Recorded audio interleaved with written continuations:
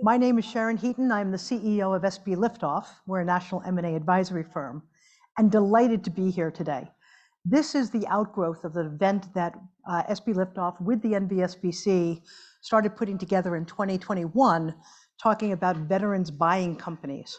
And the need for capital became increasingly clear, so this has morphed into this event, and we're so pleased with how this has grown. Today's this panel is going to be talking to GovCon owners, people who've actually walked the walk, talked the talk, and have succeeded. So I'm going to turn this over to my two colleagues here. Before I do that, we have Erica Dobbs with Dobbs Defense Solutions, and we have Dawn Halfaker, Halfaker and Associates. I think many of you know that Dawn sold her company a couple of years ago. We also were going to have Al Sowers with us today. Al had a terrible accident with a golf cart recently. It looks like he got on the wrong side of a fight. So we're all going to send all sorts of good wishes and healing energy over to Al Sowers, who can't be with us today, but I'm delighted with the panelists that we do have. Erica, would you like to talk a little bit about kind of the origin story? Why did you think about starting a company, and what was that process like? Sure. So I'm retired Navy, so I took my military career in the Navy as an information professional officer, and I decided to flip it into a business. And so at the origin of when I was actually contemplating going to work for a large entity, I was in a leadership role that allowed me the opportunity to hear behind the scenes on some of the discriminatory actions that was taken against veterans and women, especially women that are more seasoned like us. And so like us, I'll point out. I'm just saying, okay. Like us. Like us. And so I would say that for me, being a veteran and the, being a war veteran and giving to my country, I was like, okay, let me try this myself and see how it works out. And so I decided to start my own company. And I said, what's the worst thing that could happen if it doesn't work out? I'll go get me a government job. And so hence, I started Dobbs Defense Solutions, and we've been in business now for 5 years. And so I'm proud to say that we just celebrated our anniversary 2 weeks ago. 5 years is a major milestone. Let's be honest, most people don't start a company. And those people who start a company generally fail. And those people who succeed can keep it going for about 5 years. Getting past that 5-year marker is incredibly important. Congratulations to you. Dawn, if I could ask you, what's your background? How did you decide to start Halfaker and Associates? Sure. Well, good afternoon. My name is Dawn Halfaker, formerly Halfaker and Associates and formerly SAIC. Now sort of out on my own a little bit, but yeah, my story a little bit similar, a little bit different to Erica's. I was in the Army. I was a military police officer, and I was serving overseas in Iraq back in 2004. And unfortunately was on the wrong end of a rocket-propelled grenade, which took my right arm and caused a lot of other injuries. And so I found myself medevac back to Walter Reed Army Medical Center, where I underwent, some surgeries, a lot of medical treatment. I was there for about 10 months. And then I was medically retired by the Army after that. And so, sort of a little bit of naivete, like Erica mentioned, I was trying to figure out, what do I do? And I did have some opportunities to interview with some different, defense contractors, just based on my background.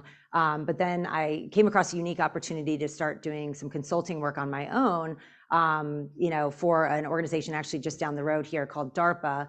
And in doing so, had to set up, sort of a federal entity, and go through that rigmarole and get the DUNS number and register in all the government databases. And lo and behold, here I am, a sole proprietor, defense contractor. Started doing some consulting work, and then started to learn, about all the great programs out there for service-disabled veteran-owned businesses and things like that. And as I got more educated, started to learn, the procurement process. I was a junior officer, right? So I had a Kevlar, but I had no idea how I got one, right? And what that acquisition, like all the craziness that went into just getting, us Kevlars on the battlefield. And so once I started to learn that a little bit more, really started to orient more into creating a company and a business, and moved a little bit away from just doing direct consulting, started to hire people, build out a team, and, was kind of off and running. And of course, I'm fast tracking that. It was a lot more challenging than that, with a lot of bumps along the road, but ended up growing it. And then, as Sharon mentioned, eventually sold back in 2021 to SAIC. So let's go back to kind of the beginning part. This is a panel on capital fuels growth. And we've been hearing a lot about access to capital and the difficulties of getting it. From the perspective of somebody who is a business owner, not a GovCon business owner, but we serve GovCon companies, there's different kinds of capital. And we use all sorts of terms, mezz debt and junior debt and VC and PE and all the rest.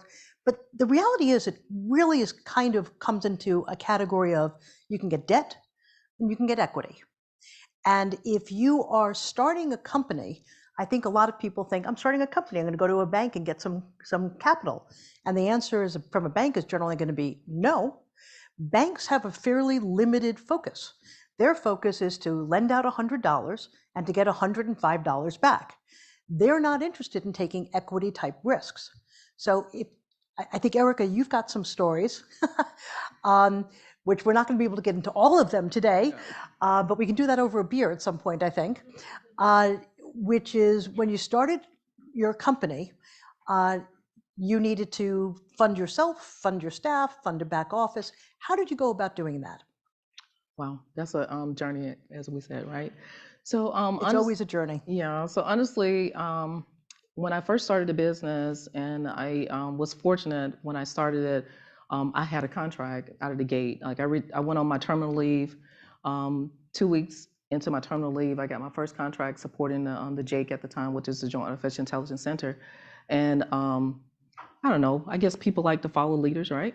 So I started out with four individuals. I didn't have to go on contract myself. I actually had 4 people that believed in my mission out of the gate, and so I had to pay them, right? And so one of my employees, he was like, Erica, I said, I'm 100% in. You don't have to pay me a salary. I just want to help. So I'm looking at them like, I'm not going to jail, right? So, because you have to pay people for working for you. I bring that up because a lot of times small businesses will start and people will say that to you, and you think it's legal to do that, and it's not. You have to pay people a salary. And so what I did was my husband had went and actually got a lot of credit cards, and he didn't tell me. And so when I started the business, our payroll at the time was just $10,000. And so because I'm a retiree, I was able to pay that with my retirement salary. So I had my disability and my retirement. So those 2 checks helped me. One I lived off of, the other one I paid for the business with. This is a very interesting point. When you start a company and you need some capital, it generally comes from the business owner, the person who started that company. I've seen people do credit card debt, home equity lines of credit, retirement funding, money out of 401ks. You need to have some access to that cash because it's highly unlikely that a bank is going to say, we think you're fabulous and we believe in, as you and I were talking about yesterday, your dream, so we're going to give you $1 million. It's not the way the world works. And you can talk to as many banks as you want, but unless you've got something really unique, literally out of the gate, as you're starting your company, you're going to have to find some way to either bootstrap. Somebody made reference, the best funding source is revenue, completely agree. But even with revenue, sometimes there's a delay between the time you need to pay people and that revenue coming in. Dawn, what's your story? How did you start? You started by yourself.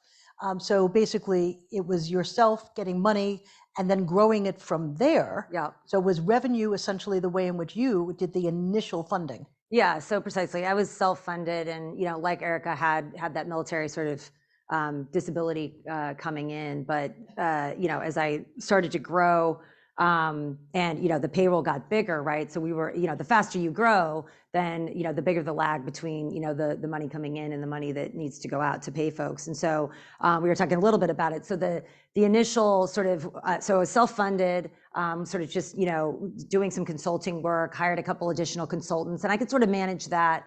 But then, started to really build out the company a little bit more, brought in some more work, hired more people. And then all of a sudden there was that gap, right? And that inflection point of, okay, wait a minute, like I don't have enough here to like pay everyone in advance.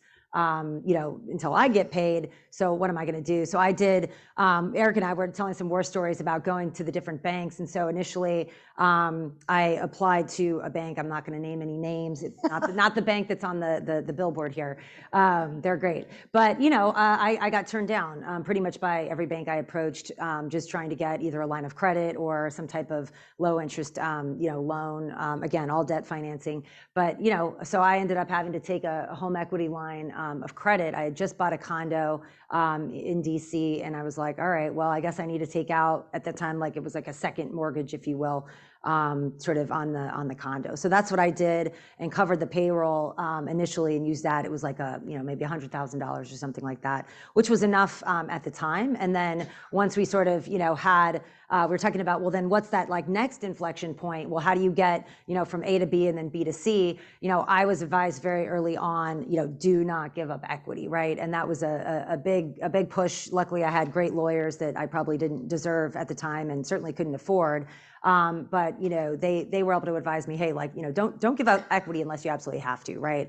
And so the cheapest form of debt, or the cheapest form of capital, is usually debt, primary debt, primary lending, institutional lending. And so, to keep your costs as low as possible and keep as much money in the business, being invested in the business, you want your cost of capital to be as low as possible. And so basically, that's kind of what I did, ran it lean and mean. And then once I had a contract in hand, sort of revenue, if you will, or guaranteed revenue in the form of a government contract, I was able to then go back to those banks and, say, hey, look, we take a second look at me, and then eventually got that working line of credit. So that second look is incredibly important.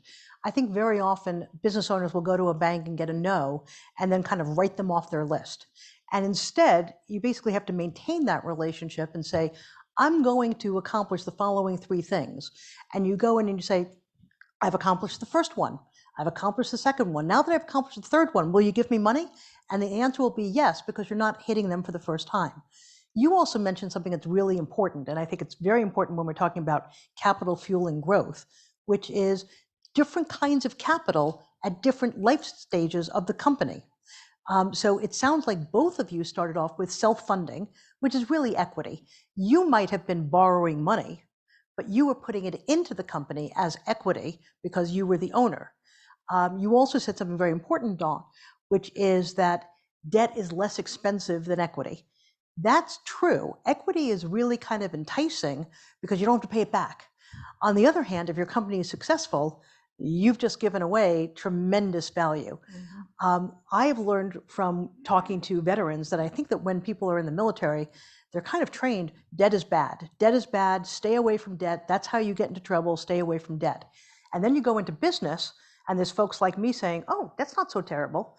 And so there's kind of a culture element associated with that. Is that fair? Erica, what do you think about that? Well, I have the debt.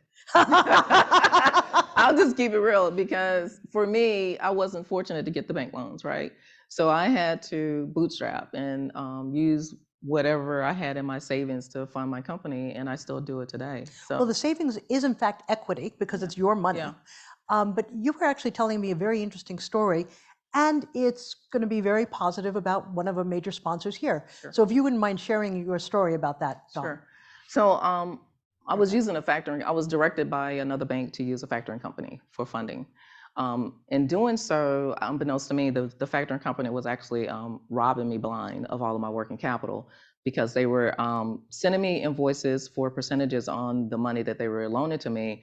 But on the other flip side, they were also giving me additional fees that didn't make sense. So basically, they were robbing me of all of my working capital. And so with that being said, I think he's in the audience. Marvin Clark is from JPMorgan Chase. Him and his team, I met them through the VIP session. And when I was embraced by that wonderful team, they introduced me to their supplier diversity group. And so what happened was that supplier diversity group representative, his name is Hans Petit Hones. He was assigned to me as a small business. That team did a deep dive into our financials. And that's how I found out I was being robbed and taken advantage of by the company that was giving me the factoring support. And so they actually helped me to identify the holes that I had. They gave me a team that met with me on a weekly basis, completely turned my company around. I will tell you that JPMorgan Chase doesn't ask me to give them this testimonial, but I tell people all the time, if it wasn't for that team, I would not be in business, because they helped me to turn my business around and save it. Because if I had not changed that model, I would not be in business, because I wouldn't have any money to do anything. And so with that being said, I was able to pivot. And what they did was they gave me a support system. They helped me with each aspect of my back office infrastructure, and they actually recommended certain people to help me. And so one of the organizations that they recommended to me was Parabolas. I think Parabolas is one of our sponsors with NVSBC. And so that organization looked at the debt that I had, and they actually gave me a loan for that debt. Then they gave me a line of credit of $1.5 million. So all the banks had said, no, we can't help you. You're too new. You haven't been in business long enough. We're not going to give you funding. But Parabolas, they came alongside me, the CEO of that organization, and he said, we want to help. We want to be a problem solver. We want to be able to help you to be successful as a business owner. And so because of JPMorgan Chase and the team that they rallied around me, I'm successful today. And I haven't shared with a lot of people, but I will tell you today that I'm proud to say that we, as a small business, we made the Inc. list for regionals. What number were you on the Inc. list?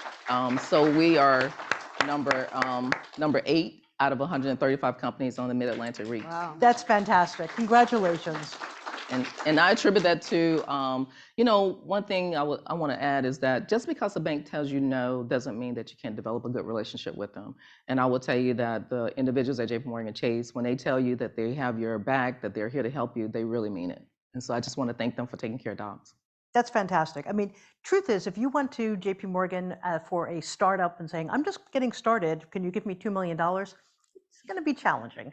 However, JP Morgan is really committed, particularly to the veteran community, the GovCon community, et cetera, and they put all sorts of services and resources available. Right.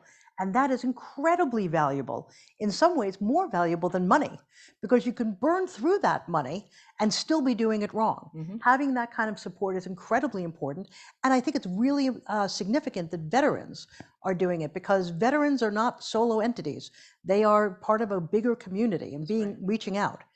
Dawn, talk a little bit about you. It started with you self-funding, and then working and getting some revenue from that. When did you feel like you needed to go into, as you said, A to B, the next stage of your company? And what kind of capital do you feel like did you need at that time? Sure.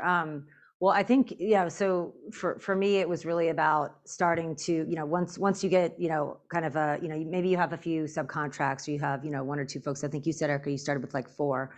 The advice I got early on was it takes about 10 sort of employees that are billable in order to fund, give or take based on your billable rates, to then fund, 1 overhead position. Again, that's sort of give or take.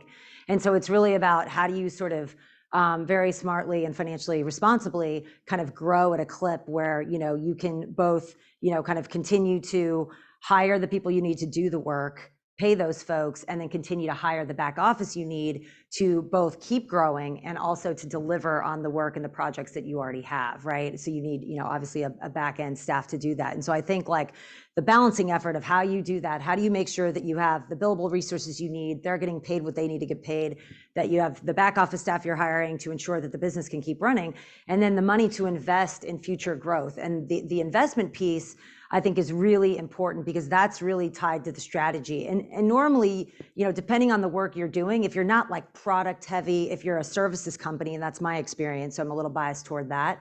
But, if you're a services company, usually you can, sort of grow at a pace where you're able to, bill your clients, collect those receivables, and then, pay your workforce. And there's usually not too big of a delta. So my experience was my working line of credit was usually adequate. Those are very inexpensive. Those credit facilities are very inexpensive. Almost any bank in the area can put those in place.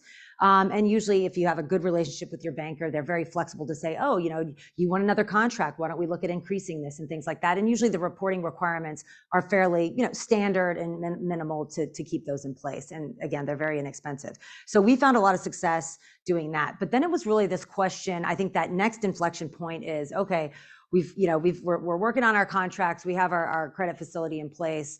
All that is humming. We have the back office that we need. But you know what?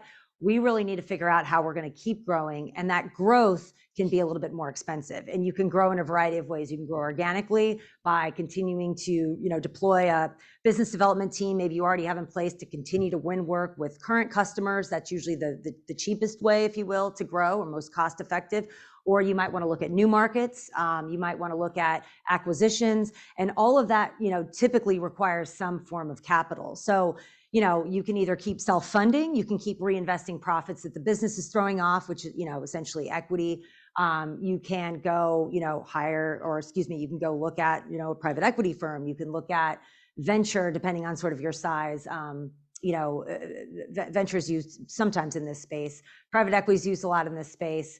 But again, you're giving up equity. So, the question is, what is your long-term goal? And this is kind of what I work with a lot of, now that I'm on the other side of it, work with a lot of business owners, folks that are already successful, already, sort of doing the fundamentals. They have a thriving business, but they say, I want to grow, so how do I grow? Do I go acquire businesses? And a lot of it depends on what that long-term objective is, because acquisitions are very expensive.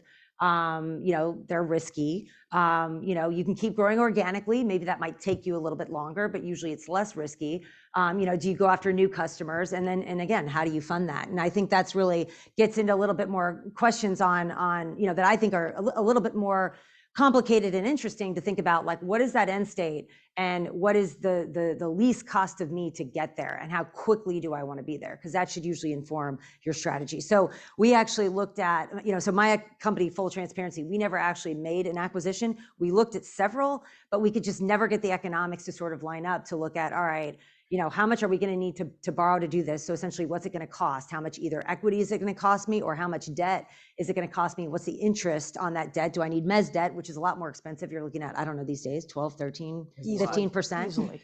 So that's a lot. You are paying a lot of money to go out and get money to buy something, to then have to integrate it, and then have to figure out, do those synergies come together? And does the growth trajectory, the pro forma, the financials, sort of pan out the way you thought they would, in terms of increasing the overall value of your business? So those are all very, kind of like, economic heavy, math heavy questions. And so basically we started looking at that, and we could just never figure out how to justify the cost of an acquisition, the cost of that capital, with the organic growth and the success we were having growing organically. So that was kind of my experience. Looking beyond, that initial credit facility, in terms of, like, how do you really grow? How do you use capital to fuel and grow your business? Incredibly important points. Later on in this conference, I'll be doing with Alex Mears a discussion about acquisition through growth through acquisition, and the issues associated with that. One of the issues is a trade-off between cost and time. Growing organically can take more time. Let's be honest, the first 4 to 5 years of owning a GovCon company kind of suck. You're basically looking around, who's going to talk to me? Can I get some subcontracts? I don't have any past performance, et cetera. So an acquisition at that point might make sense. On the other hand, it might also be a way of getting into a new agency, or getting some type of capacity that you don't otherwise have. But you need to make sure that that deal is going to pay for itself. Erica, how do you think about capital as your company has been growing into your 5th year now? So that's a good question. So for us, I'm just looking at creating a major strategic plan, to be honest. Okay. So we are looking at different marketplaces, actually, and the different agencies that I'm actually focused on. And so the strategy is built around how many contracts do I want to go after this year? Am I going to do GWACs? And so what I've done is focus primarily on government IDIQs and GWACs. And so now we're waiting on 3 of those to actually come through. We made it through the actual negotiation phase of it. So I'm just waiting on the protesting to be done, and then we should be on one of those. And same thing for, well, actually 2 of them, we're waiting on it to go through. And so with that being said, I plan on using those as the growth strategy for our financials. The other one is, I'm sure Don can talk about T4NG. So for us, we weren't able to prime it because of the criteria that they had out, but we are actually a sub on it. And so not only were we allowed the opportunity to join one team, we were on 2 teams. And so we plan on using that as well as a growth strategy for this year for our financials. But I've taken away a lot of our unnecessary requirements and slim down our back office team. And then I looked at certifications. So a lot of times we dismiss certifications. So I have decided to go after the HubZone certification for the company, and that's my strategy for the year. A lot of people say, why HubZone? Well, it's a lot of people that need to be taken care of in the HubZone community, right? And there are a lot of students that need to be employed, and so they live in hub zones. And so I decided to use hub zone as another strategy to grow the business for the next 5 years. And so that's where I am. And I also am partnering with companies that have been successful in that marketplace as far as with dealing with hub zone growth. And so for me, I'm being very strategic this year. I'm only partnering with individuals that I know can help me and not give me a lot of lip service, but actually that are laser focused on getting the work. When you said certifications, you were talking about kind of the designations and Sure. HubZone and things like that.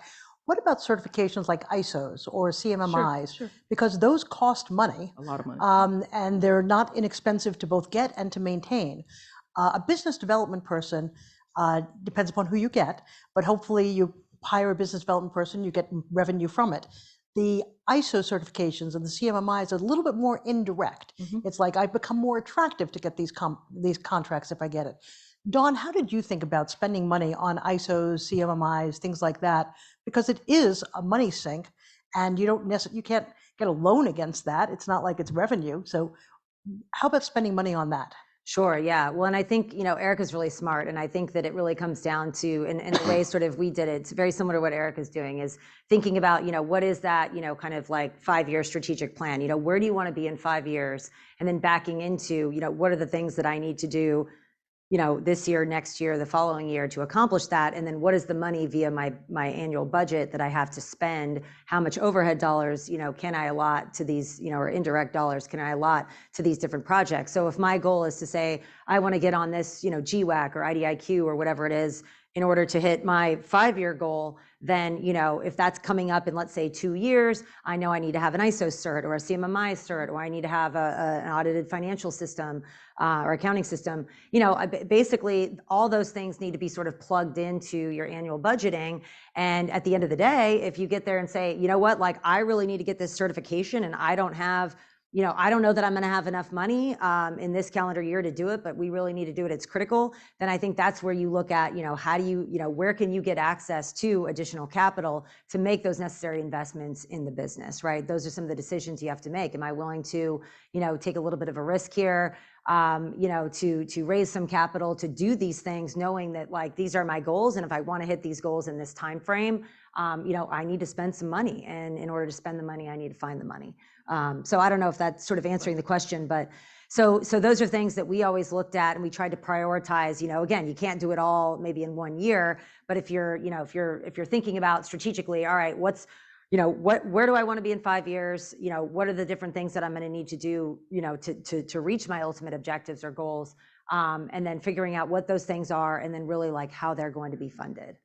So that's how I used to look at it. And, if the money's not there, then there's different opportunities out there. There's, once you're, again, these are for companies that are, post revenue, right? They're revenue positive, and they're looking to continue that growth, right? There's small business loans, there's grants, there are some other things out there that we really haven't brought up yet in this discussion, that are, opportunities. But ultimately, it also goes back to, those relationships with the bankers to sit down and say, hey, here, the more you get to build that relationship, that trusted relationship with your banker, then you can sit down and say, hey, here's what we're trying to do. Here's our 5-year plan. Here's our annual budget. And, this is what we're looking for. So I think it's very important that you not ask people to do something that they're just not going to be able to. That is, if you're going to a bank and saying, I've got a dream, and my dream is X, Y, and Z, and I'd like you to give me money to pursue my dream, this is Erica's language, the answer is going to be no. On the other hand, once you have that kind of in place a little bit, and you're generating revenue, not only revenue, but profits, then a bank's going to look at you a little bit differently, and you're going to get a different kind of capital as you go down that process. So I think that, borrowing money for ISO certifications in the very early stages is probably not a great idea. But after you're revenue positive, you have profits, that's when it begins to make sense.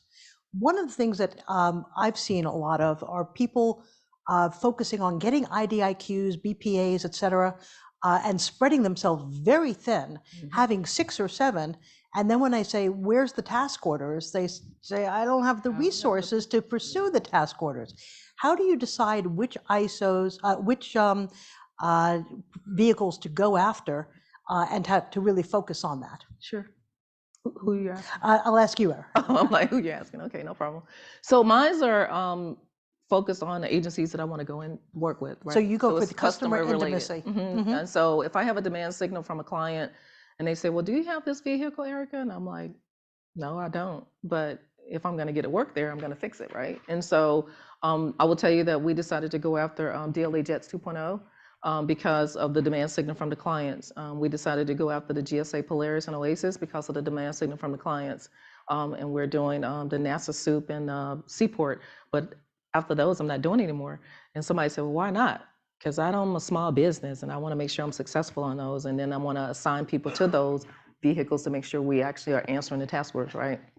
And so I will tell you that for me, it was a part of our strategic plan. Which ones are we going to look at? And then, because I was looking at PAX 3 that just came out, and after reviewing it, I was like, oh no, we can't sustain this. So I told my team, I said, it's a no-go for us. They're upset. They're like, why are we not going after it? I'm like, because we cannot viably do the proposals. We can't maintain it.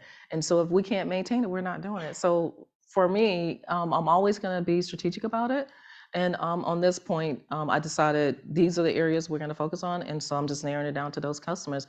But the reason why I chose DLA Jets is because all customers buy from it.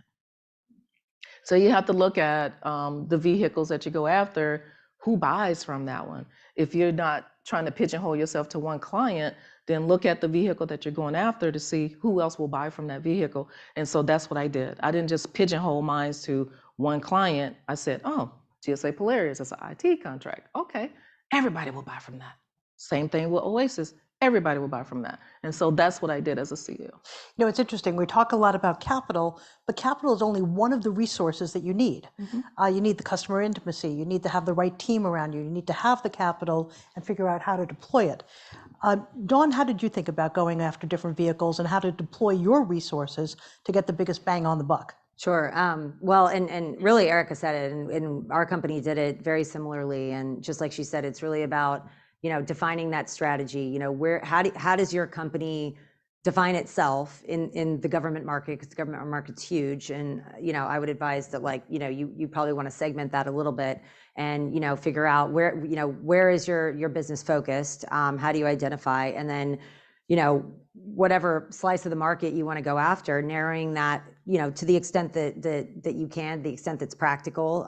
You know, maybe you want to focus on health or defense or cybersecurity. You know, you can kind of slice and dice it in different ways. My company looked at it from, you know, more of a functional sort of account perspective, so an agency perspective, and then really focused on saying, okay, you know, here's the market we want to be in, and then it's looking at, all right, how does this market buy? You know, what are the vehicles that they use? What are the procurement strategies that they have in place? And then focusing on, okay, well, if we want to be competitive here and be able to do business and, you know, enable our customers to get access to our services, then we need to be on these vehicles. And so, but again, you really kind of have to whittle that down and look at it from the perspective of, all right, like, where are we viable? You know, I wouldn't recommend if you're a brand new company bidding on, you know, such a T4NG as Erica just mentioned or something like that. Or DLA Jets. It's very expensive. What's that? Or DLA Jets. Yeah, or DLA Jets, right. So you really have to understand, you know, what are the requirements to get, you know, on these vehicles and be competitive, and then be able to say, okay, do we have enough time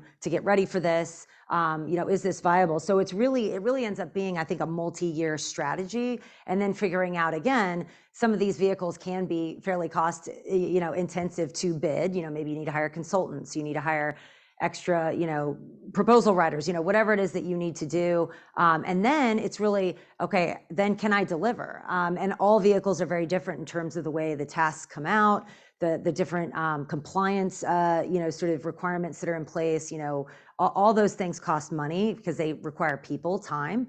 And so it's looking at, you know, do we have the capacity then to be successful if we are awarded the contract? And really then, you know, do you have a strategy to execute on that vehicle? And I think that our company was like very selective, and well, we tried to be very strategic and then selective as to what we went after. And I can tell you, like, not every vehicle were we successful on. You know, there was an Army vehicle that we bid that was very, very competitive. I'm blanking on the name of it. ITES, thank you. It was ITES 3S, so this was several years back. And I remember thinking, like, okay, if we get on this vehicle, this is going to be great. This is going to, I don't want to say it's going to be it, but this will be huge for the company. You know, that did not pan out, right? But luckily we had, you know, some other vehicles that we had gone after as well that we were able to be a little bit more successful on. So, you know, you can have the greatest strategy. Sometimes in execution, it doesn't always play out the way you want. And that's why I think it's important to be selective up front and then, you know, try to execute the best you can. So you're not, you know, because you could end up wasting a lot of your money chasing these and then really not seeing any revenue from it. So what you just said is incredibly important. Capital is very important. How you spend that capital is just as important. You cannot say, I need more capital without looking at the expenses and how you're deploying it in the first place. We're going to be ending this in just a moment or two. So if anybody has any questions in the audience, I'd be delighted. Yes, sir. Yeah, so thank you. I have a question about your, so you're talking a little bit about contract vehicles and the valuation of your company and kind of how you shape strategy. My question is, with respect to valuing your company and your company's performance, to what degree do you evaluate revenue multiples as a measure that you use to evaluate your performance? And related to that, to what degree does diversity of contract vehicles impact that valuation versus diversity of kind of sector strategy or segment strategy within the government and service diversity? Okay, can you make it plainer? Let me take a first shot at that. Can you make your question plainer? Are you asking about financials, vehicles? What are you asking? Let me take a shot at that because, you know, hey, listen, I'm the M&A advisor on the panel. So you're talking about valuations and multiples. Very rarely are GovCon companies measured as a multiple of their revenue. Right. It happens in some circumstances, but it's an unusual circumstance and the company's got to be doing something very, very different. So it's usually going by a multiple of the profitability of the company. The multiple is where the art is. You know, you could have 3 million in EBITDA, and if you get a 3 multiple, it's a $9 million company. But if you get a 6 multiple, it's now an $18 million company for the same $3 million in profits. And that's where things like contract concentration, the kind of services that you provide, the level of customer concentration, facility clearances, and all the rest of it, and the level of backlog, of course, come into what that multiple is going to be. So those are kind of the factors. And I think that as you're looking at capital and deploying that capital, keeping, as Dawn said, the end goal in mind, what do you want to look like in 5 years and why? Figuring out where you are, where you want to go is going to be a way more successful solution than just kind of continuing on because, you know, you just keep on going on the same way, you're going to probably end up in the same place. Dawn, was there something you wanted to say about that? Well, did that sort of answer your question, or are you? Yeah, it did. I kind of also heard that, you know, you can distract focus and erode value if you're focusing more on pursuing those contract vehicles, right? And not focusing enough tension on pursuing the work that you can get from those contract vehicles. Yeah, I mean, I think. But I'm wondering if others who value your company place a higher value on the contract vehicles that you have from an opportunity perspective, and if that factors into the value of your company in addition to the revenue. It'll make you more attractive for an acquisition.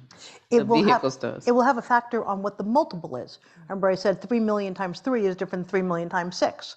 If you've got some really wonderful vehicles, that could be, you know, change what that multiple is. If you've got a lot of vehicles and no task orders under it, it's not going to have as much of an impact as you'd like it to. No. So I've actually spoken with a couple of companies that had a tremendous number of very big contracts, all sorts of, but no task orders. And they said, well, my company must be worth at least X amount because I've got these vehicles. And I said, sorry, the contracts can be sold for relatively modest amounts, but it's getting the task orders, that's where the magic is made. But can I just ask? Oh, please. So a lot of times, just even going to being on a vehicle, you can spend a lot of money to get on the vehicle and not even being able to get on the vehicle. I want to make sure you understand that. Like, just because you have a strategy that you're going to get on this vehicle, if your proposal doesn't meet the requirements, then you've just wasted a lot of money. So it has to be a real calculated, decision to do that. The other thing is that when you're looking at acquisitions and you want to sell, a lot of companies, I know small business will look at, well, I'm trying to get into this agency, so I'm going to look at companies that have certain vehicles that's going to allow me to go in to get these contracts, right? So you'll get a purchase based upon the contract vehicle that you have. But even with that, you're just doing innovation. But what you have to understand is that just because you're going after a company because they have a contract vehicle doesn't mean that the government is going to approve for you to even have that contract. So it has to be innovation that's approved through the government. It's a lot of misnomers that's there, is that you have to understand why you're targeting that company, but more importantly, will the government even allow you to make that purchase when you do that? Because say you're a man and you're buying a woman-owned company, but a lot of the vehicles or acquisitions that have taken place has been for woman-owned set-aside, then you're going to lose that work because you're a male. So thank you very much. Could you have a strategy that focuses on maybe a diversity of vehicles, but your strategy also emphasizes demonstrating some, maybe not a lot, but some performance associated with each vehicle, and that will significantly increase your valuation? Is that sort Yes. of correct understanding? I mean, I think it's like sort of, yeah, no, but I think it's like a yes and no, right? Because I think it's just a question of like what, when you look at like, as Sharon's an expert, like when you look at M&A in the space, right? Usually, if you're talking strategic buyers, PE can be a little bit different because if they're just looking at a platform, maybe they're saying, oh, we're gonna place a little more emphasis of value, right? Value of the company on the fact that you have all these different vehicles. So we think that if we pump some money into you and do some bolt-ons, that we can like better leverage and then grow this entity, right? And increase the value of it. But if you're trying to sell to a strategic buyer in the space, I mean, the premium is really based on basically the saturation of a specific market or customer. That's what they're looking for. So if you have a bunch of vehicles that you're not doing anything with, and you happen to have like, you're very deep in one particular customer and someone wants to buy you, they're going to devalue the rest of that. Likelihood is they're going to devalue those other contracts. They're not necessarily going to decrease the value of your company, but you're not getting anything for them. So all that money you spent going after those vehicles was really just could have been pumped into another part of your business that, increased that value even more, that somebody does want to buy, if that makes sense. So it kind of depends on the buyer universe you're looking at, what your end game. Do you want to sell to a strategic? You want to sell PE? I think there's a lot of dependencies with the question, but ultimately, I don't know, like if I was going into the space now, knowing what I know, I wouldn't do this sort of like throw spaghetti at the wall strategy to see what vehicles I can win and then hope I get a good value because I have all these different vehicles. I don't think that's the play. In fact, I'm talking to a lot of PE folks in the space now, companies I'm advising, companies that are trying to sell, and I'm sure Sharon can attest the same thing. Like I would not do that strategy. I think Erica said it right. Focus on a market, focus on those vehicles, go after those, I would like to talk to you, and so we'll do it afterwards, but I'm afraid that we're a few minutes over. So I'd like to thank the panelists for sharing their experience, and thank the audience for your attention. Thank you.